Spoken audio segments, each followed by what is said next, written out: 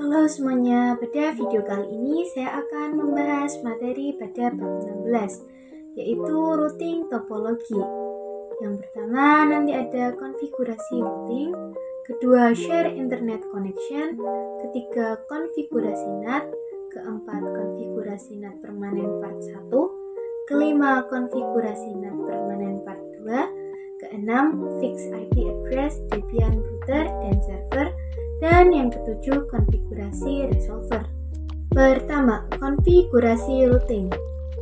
Pada video kali ini kita akan mengkonfigurasi routing pada topologi sebelumnya. Di sini terdapat host OS, router Debian, klien Ubuntu, server 1 dan server 2. Kemudian pada defaultnya klien Ubuntu itu tidak bisa berkomunikasi dengan host OS. Dan host OS juga tidak bisa berkomunikasi dengan internal network atau server. Begitu juga dengan server tidak bisa berkomunikasi dengan Ubuntu. Semua perangkat yang memiliki IP network berbeda itu tidak bisa saling berkomunikasi pada defaultnya. Misalkan di sini IP 172.16 dengan 192.168 itu tidak bisa saling berkomunikasi karena berbeda network. Begitu juga dengan 10.10 dengan 192 dan 172. Nah, dengan konfigurasi routing yang akan kita lakukan pada materi kali ini, kita bisa membuat seluruh perangkat yang ada pada topologi ini bisa saling berkomunikasi atau terhubung. Karena terdapat router Debian yang akan melakukan konfigurasi routing, sehingga semua perangkat bisa melakukan ping atau saling mengirim data. Oke, kalian bisa running semua VM-nya terlebih dahulu. Dan pastikan bahwa klien tidak bisa terhubung dengan servernya. Soalnya di sini saya akan mencoba ping pada klien server Debian 10.10.10.2. Maka pasti dia tidak bisa. Kemudian saya pastikan dulu pada Debian server dengan Ubuntu servernya. Di sini saya akan masuk ke Debian server. Lalu ketikkan IP Ubuntu servernya 10.10.10.3. Oke, di sini bisa ya. Kemudian pada Ubuntu server ketikkan IP address Debian servernya 10.10.10.2. Dan di sini juga sudah bisa. Selanjutnya pada router Debian-nya kita akan melakukan konfigurasi routing yang mana nanti pada seluruh perangkat nanti dia bisa saling berkomunikasi atau saling ping. Oke, jadi yang pertama kita bisa masuk dulu ke root. Lalu kita ketikkan command nano /etc/sysctl.conf. Kemudian kita cari net.ipv4.ip_forward1. Dia sudah masuk ke dalam detail.conf, tetapi dia belum bisa difungsikan. Di sini yang membuat dia berada di komentar adalah tanda pagar. Yang mana tanda pagar di sini akan saya hapus saja. Dan dia baru bisa difungsikan. Karena kalau misalkan ada tulisan yang berada pada pagar, maka dia akan dianggap sebagai komen dan tidak akan dianggap sebagai konfigurasi. Selanjutnya di sini saya akan coba pastikan lagi bahwa tadi sudah tersave ya. Oke, di sini sudah tersimpan dan seharusnya sudah bisa difungsikan. Kemudian untuk mengaktifkannya di sini saya menggunakan command sysctl -p. Oke, di sini sudah berhasil ya. Dan seharusnya Ubuntu client sudah bisa berkomunikasi dengan Ubuntu server. Saya akan coba ping pada servernya menggunakan IP client 172.16.1.2. Nah, sudah bisa ya. Oke, kemudian kita coba pada client 10.10.10.3. Dan pada klien juga sudah berhasil. 2. Share internet connection. Oke, jadi share internet connection itu kita akan membuat router Debian bisa mengakses internet, yang mana sekarang itu hanya host OS saja yang bisa mengakses ke internet. Dan kenapa router Debian dia tidak bisa menggunakan akses internetnya? Oke, jadi karena router Debian itu mengarah ke host OS, bukan menggunakan network mode NAT, tetapi menggunakan virtual host only adapter. Di sini langsung saja kalian running VM-nya. Kemudian kalian bisa lihat pada VirtualBox-nya. Lalu pilih yang Debian router, pilih setting, kemudian network. Dan di sini kita menggunakan host only adapter ya, yang mana itu membuat router Debian tidak bisa menggunakan akses internet, terkecuali jika ATC2-nya kita ganti ke mode NAT, dan nanti membuat router Debian bisa mengakses ke internet. Sedangkan jika kita menggunakan virtual host only adapter, yaitu router hanya akan terhubung ke host OS saja. Nah, pada video kali ini kita akan mengakali bagaimana caranya router Debian tetap bisa mendapatkan akses internet walaupun dia hanya menggunakan host only adapter, yang mana itu membuat router Debian hanya bisa terhubung ke host OS saja. Oke, kita buka VM-nya. Di sini kita pastikan dulu bahwa router Debian tidak bisa untuk ping ke 8888. Oke, di sini dia tidak bisa ping ya. Untuk caranya bagaimana? Yang pertama, kalian bisa pastikan bahwa internet kalian sudah terkoneksi dengan WiFi ataupun internet lainnya. Kemudian kita masuk ke View Network Connection, lalu pilih WiFi. Kemudian klik property, lalu sharing. Selanjutnya di sini kalian bisa aktifkan, lalu pilih yang VirtualBox host only network. Lalu kita lihat pada VirtualBox host only networknya. Dan ketika kalian tadi melakukan sharing connection ke interface VirtualBox host only network, itu nanti pasti IP-nya akan berubah, yang mana sebelumnya IP-nya adalah 192.168.56.1 menjadi 192.168.137.1, yang mana ini membuat Debian router pastinya memiliki IP yang berbeda atau pasti sudah berubah. Saya akan coba cek IP address. Nah, di sini belum berubah ya. Jadi untuk mengubahnya kita bisa menggunakan cara manual atau cara static. Kalian bisa ketikkan komen nano /etc/network/interface. Lalu kita buat dia menjadi static. Di sini kita tambahkan eFace and post3 init static. Kemudian address-nya kita ubah menjadi 192.168.137.10. Masknya masih utuh. Lalu untuk gateway-nya berubah menjadi 192.168.137.1. Kemudian kita save. Nah, setelah ini kita akan restart menggunakan command systemctl restart networking. Kemudian kita if up and post 3. Oke, sekarang kita lihat IP address-nya. Dan di sini sudah ada ya IP-nya. Sebelum kita memastikan ini sudah terkoneksi atau belum, kita akan memastikan apakah kita sudah bisa ping ke host OS itu sendiri. Sebelum itu, kita matikan firewall-nya terlebih dahulu. Di sini firewall saya sudah mati ya.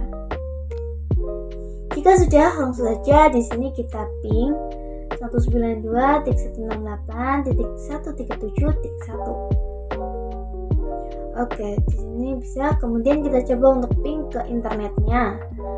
Ping 8.38.38.38. Dan di sini sudah berhasil ya. Yang mana sebelumnya Debian router tidak mendapatkan akses ke 888 karena ada share internet connection yang membuat Debian bisa connect ke internet. 3. Konfigurasi NAT. Pada video kali ini kita akan mengkonfigurasi NAT. Jadi apa itu NAT? NAT merupakan singkatan dari Network Address Translate, yang mana ini digunakan untuk menerjemahkan IP private ke IP public. Begitu juga dengan IP public ke IP private. Nah, pada video sebelumnya kita sudah mengkonfigurasi pada router Debian server dan juga host OS, yang mana kita mengakali bagaimana caranya agar router Debian bisa mendapatkan akses internet. Tetapi klien Ubuntu server 1 dan server 2 ini belum mendapatkan akses internet. Nah, pada video kali ini kita akan coba menggunakan protokol NAT untuk menerjemahkan IP private di sini, yaitu 172.16.1.0 dan 10.10.10.0. Ini ke IP public ya. Jadi di sini yang kita anggap IP public adalah 192, di mana nantinya kita akan membuat klien Ubuntu server 1 dan server 2 bisa ping ke internet. Oke, yang pertama kalian bisa running semua VM-nya terlebih dahulu. Nah, di sini kalian pastikan terlebih dahulu ya bahwa Debian router masih terhubung dengan internet. Saya akan coba ping. Kemudian saya akan pastikan dahulu bahwa klien Ubuntu belum bisa ping ke internet. Ping 8888. Oke, kemudian pastikan juga pada server 1 Debian-nya juga. Ping 8888. Oke, kemudian pada server 2 Ubuntu. Nah, di sini kita akan mengkonfigurasi NAT yang mana membuat ketiga VM ini bisa mendapatkan akses internet dengan menggunakan IP 172 yang nanti akan diterjemahkan ke akses internet router Debian. Yang mana router Debian sendiri untuk menuju ke internet dia melalui IP 192.168.137.1. Oke, jadi konfigurasinya bagaimana? Jadi konfigurasinya nanti lumayan panjang, yaitu IP tables, min t, nat, min a besar, caps lock, post routing, min o kecil, and post 3, atau nama interface yang lain, min j, caps lock, mask query. Tetapi sebelum itu kita harus install terlebih dahulu perintah IP tables-nya menggunakan command sudo apt min-get install IP tables. Tetapi sebelum perintah ini kita harus lebih dulu mengemauin Debian kita agar kita bisa menginstal sebuah fitur ataupun menginstal sebuah tools. Jadi caranya adalah apt script cd-rom 8. Nah, lalu jika terdapat opsi ditanyakan di mana ingin mengemon cd-rom ini, maka kalian bisa arahkan kursor ke bawah, di mana di sini terdapat logo DVD. Kemudian klik kanan, lalu checklist file Debian yang kalian gunakan untuk membuat routernya. Jika sudah, maka kalian sudah bisa untuk langsung melakukan instalasi IP tables. Kita coba apt min-get install IP tables. Nah, maka setelah itu output command IP tables is not found akan tidak ada lagi, akan hilang karena IP tables sudah ditemukan dan sudah bisa digunakan. Oke, jadi langsung saja ya kita konfigurasi NAT-nya menggunakan command IP tables min t, nat, min a besar, caps lock, post routing, min o kecil, and post 3, min j, caps lock, mask query. Kemudian IP tables min t, nat, min a besar, caps lock, post routing, min o, and post 8, min j, caps lock, mask query. Selanjutnya iptables min T, NAT, min A besar, caps lock post routing, min O, kemudian N plus 9, min J, caps lock masquerade. Sekarang kita cek dulu, apakah router kita masih dapat akses internet atau tidak. Dengan ping 8888. Kemudian pada Ubuntu kliennya, apakah dia sudah mendapatkan akses ping 88-nya? Nah, oke, dia juga sudah mendapatkan akses internetnya. Lalu kita coba pada Debian server dan juga Ubuntu servernya.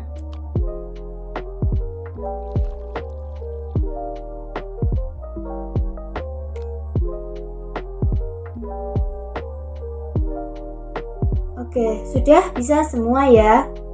4. Konfigurasi NAT permanen part 1. Sekarang kita lanjutkan pada konfigurasi NAT permanen part 1. Kenapa kita harus konfigurasi NAT permanen? Kenapa tidak konfigurasi NAT saja? Karena jika kita melakukan NAT biasa seperti sebelumnya, maka nanti NAT itu tidak akan berfungsi secara permanen. Jadi gini, misalkan jika kita konfigurasi NAT biasa saja seperti pada sebelumnya, maka kita mematikan atau mempower off VM router Debian-nya, kemudian kita nyalakan lagi, maka NAT tersebut akan mati sehingga kita harus mengkonfigurasi ulang. Oleh karena itu, sekarang kita akan melakukan konfigurasi NAT permanen agar semua perangkat-perangkat ini tetap bisa mendapatkan internet atau NAT walaupun router Debian-nya mati. Oke, jadi konfigurasinya seperti ini. Tolong perhatikan karena di sini konfigurasinya juga cukup panjang ya. Saya ketikkan iptables min save tanda panah atau lebih dari /etc /iptables/rules.v4 atau v4, yang mana berarti kita menyimpan konfigurasi iptables atau konfigurasi NAT kita ke directory iptables. Oke, di sini no search directory ya, yang mana kita belum memiliki direktorinya.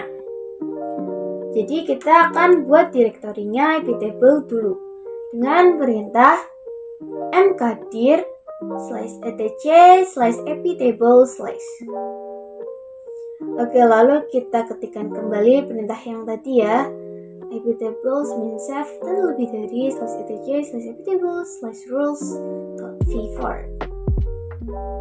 Sudah selesai. Sekarang kita lihat dengan komen cat /etc/iptables/rules.v4. Oke, di sini juga sudah save ya sekarang. 5. Konfigurasi NAT permanen part 2. Kita lanjut mengkonfigurasi NAT permanen part 2. Sebelumnya kita sudah mengkonfigurasi NAT permanen part 1 yang sebagian saja ya. Jadi kita belum selesai dalam konfigurasi NAT permanennya. Nah, setelah NAT permanen part 2 ini dilakukan, walaupun nanti router Debian ini dimatikan, konfigurasi NAT-nya akan tetap berjalan. Di sini caranya kalian bisa masuk dulu ke nano/etc/apt/source.list. Lalu di sini jika kalian tidak ada yang tulisan pagar dep http kartolo.utama.net yang ini, yang baris ketiga dan juga baris keempat, teman-teman bisa tulis secara manual saja, karena saya juga tadi saya ketik secara manual karena punya saya tidak otomatis. Dan ketika teman-teman sudah ada tapi masih masuk komen, teman-teman bisa hapus tanda pagarnya agar bisa masuk ke dalam konfigurasi. Lalu jika sudah, saya ctrl+x enter, kita save. Lalu kita pastikan apakah sudah tersimpan dengan cat /etc/apt/source.list. Oke, di sini sudah tersimpan ya. Sekarang kita lakukan update dengan apt-update. Lalu kita lakukan instalasi menggunakan command apt install iptables persistent, yang mana ini digunakan untuk menggunakan fungsi net secara permanen. Jadi sebelumnya kita sudah menyimpan iptables kita pada direktori iptables. Maka setelah itu kita aktifkan dalam perintah iptables persistent ini, yang mana itu membuat konfigurasi NAT yang tersimpan pada direktori iptables ini aktif secara otomatis ketika Debian routernya nyala. Oke, kita sekarang coba ping 8888 dari klien. Dan di sini sudah bisa ya. 6. Fix IP address Debian router dan server. Nah, sekarang kita lanjut pada pembahasan fix IP address Debian router dan juga server. Jadi kali ini kita akan membenarkan IP yang ada di Debian router dan juga server. Yang mana jika Debian router dan server itu mati, maka biasanya secara otomatis IP tersebut akan hilang. Contoh di sini pada Debian router saya, lihat pada IP address interface endpost 3, 8 dan juga 9 masih ada ya. Namun jika kita root atau kita power off, maka seluruhnya akan hilang, sehingga kita harus melakukan if up endpost 3, 8 dan 9 secara ulang, atau kita melakukan if up lagi. Nah, hal tersebut itu akan merepotkan administrator karena jika pada lapangan terdapat server yang memiliki IP address terus dia mati dan menyala kembali, maka IP address-nya akan hilang. Maka dari itu itu akan merepotkan karena ditakutkan server tersebut ketika akan di remote itu tidak bisa. Di sini kita bisa melakukan konfigurasi agar IP address-nya tidak hilang ya. Kita masuk dulu ke nano/etc/network/interfaces. Nah, di sini kita tambahkan perintah auto endpost 3, kemudian juga auto endpost 8, dan pada endpost 9 kita berikan auto endpost 9. Oke, seperti ini ya. Kemudian kita save. Begitu juga dengan Debian server. Kita juga masuk ke nano/etc/network/interfaces. Oke, kemudian di sini kita tambahkan auto endpost 3 juga. Kemudian save. Oke, sudah. Sehingga nantinya ketika kedua virtual machine ini mati, lalu kita nyalakan lagi, nanti dia IP address-nya tetap ada dan tidak perlu melakukan konfigurasi ulang. 7. Konfigurasi resolver. Oke, sekarang kita lanjut ke konfigurasi resolver. Pada konfigurasi resolver ini kita akan memastikan bahwa semua mendapatkan akses internet. Karena sebelumnya kita hanya bisa memastikan mereka bisa ping ke 88, yang mana jika kita hanya bisa ping 88, itu belum tentu kita bisa mendapatkan akses internet. Karena suatu tanda kita dapat mengakses internet adalah kita bisa dapat ping ke google.com. Di sini saya akan coba ping 8888 ke semuanya.